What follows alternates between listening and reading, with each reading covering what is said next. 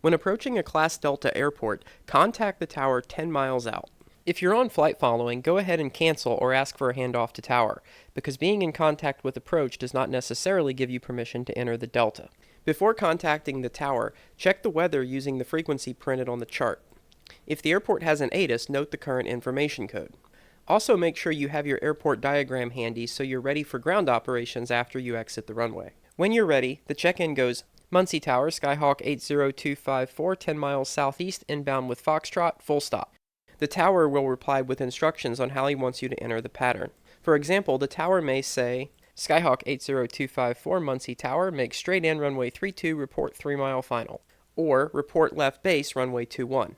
The reason the tower is asking for a position report is because towers are not responsible for sequencing. In fact, many towers have no radar capabilities at all. For this reason, it's very important to keep your traffic scan going when operating in and around Class Delta airspace. Towers will often make a best effort at traffic separation by calling people's turns in the pattern, but at the end of the day, the only thing that towers are equipped to prevent is two people from trying to use the same runway at the same time. When flying in the pattern, do not make the normal crosswind, downwind, base, and final calls unless asked to by the tower.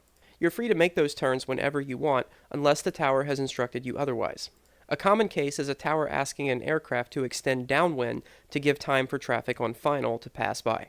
At some point, you will be cleared to land. This can actually happen pretty far in advance, and it's not uncommon to be cleared to land number 2 behind another aircraft.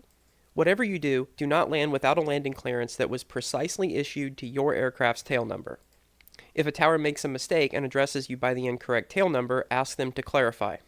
If you're ever unsure if you received a landing clearance, it's always okay to double check.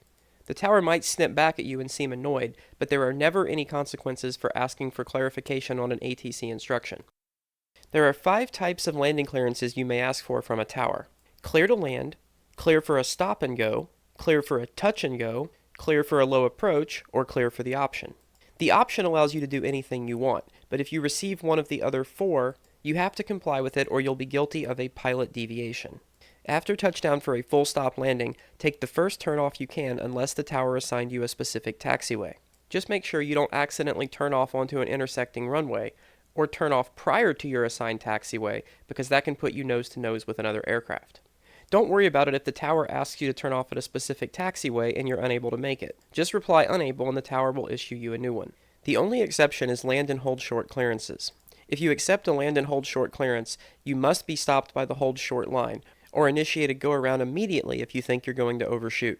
After turning off the runway, make sure every part of the aircraft has crossed the hold short line. This is normally when you will switch to the ground frequency, but at smaller, non-congested airports, it's pretty common for the tower to ask you to taxi to the ramp with him, which means don't switch to ground.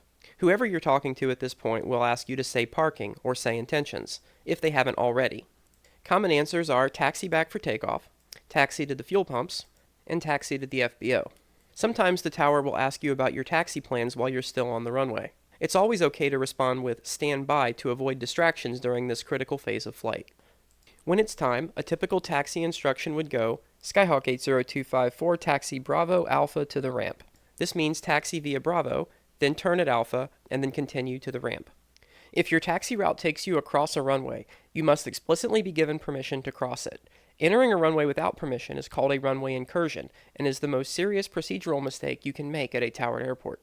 Hold short instructions are mandatory readbacks, and you should be 100% sure you've been told to cross a runway before passing any hold short line.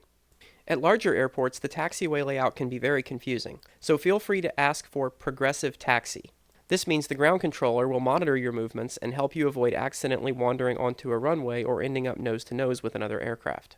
Be alert to the fact that some airports, like this one, have separate terminals for general aviation and commercial traffic. You can avoid an embarrassing encounter with TSA by familiarizing yourself with the airport layout prior to departure. Once you cross into the non-movement area, you're released from ground control and you're no longer considered to be in contact with ATC. You cannot re-enter the movement area unless you ask the ground controller for a new set of taxi instructions. You're free to park anywhere you want in accordance with FBO rules, and be on the lookout for marshals who may be directing you into a specific spot.